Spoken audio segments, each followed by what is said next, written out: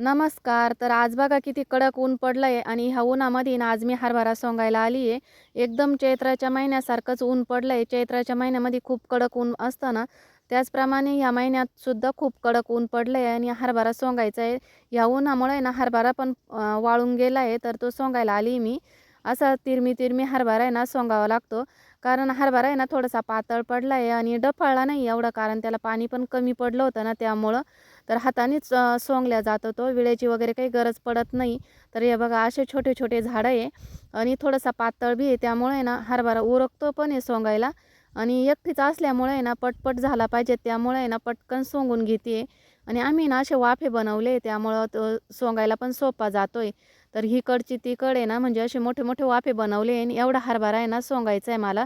त्या झाडापर्यंत आहे, तेवढा सोंगून घ्यायचा आहे.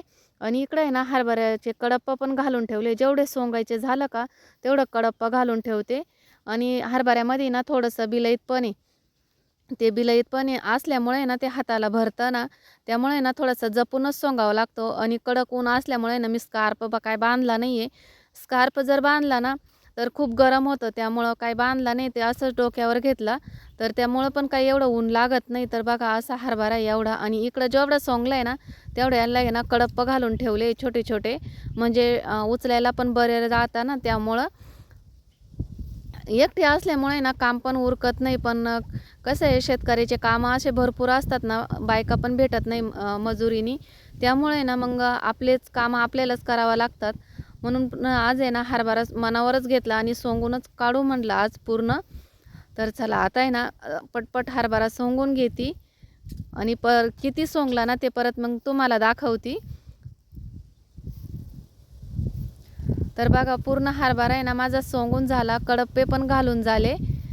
तर आज सकाळी 8:30लाच आली होती मी. 8:30ला आली होती, तरी पण खूप ऊन होतं. आणि पूर्ण हरभरा सोंगून घेतला. थोडे-थोडे असे हिरवे डोके राहिले ना, ते तसेच ठेवले. नंतर खायला पण कामं येतो. आणि आजचा आहे ना व्हिडिओ छोटाच आहे, पण कसा वाटला कमेंट बॉक्समध्ये नक्कीच सांगा. आणि आज खूप दिवसातून आहे ना व्हिडिओ काढलाय मी. त्यामुळे आहे ना व्हिडिओ कसा वाटला कमेंट बॉक्समध्ये नक्कीच सांगा. आवडल्यास लाईक, शेअर आणि सबस्क्राईब करा. धन्यवाद. भेटू पुढच्या व्हिडिओत. बाय.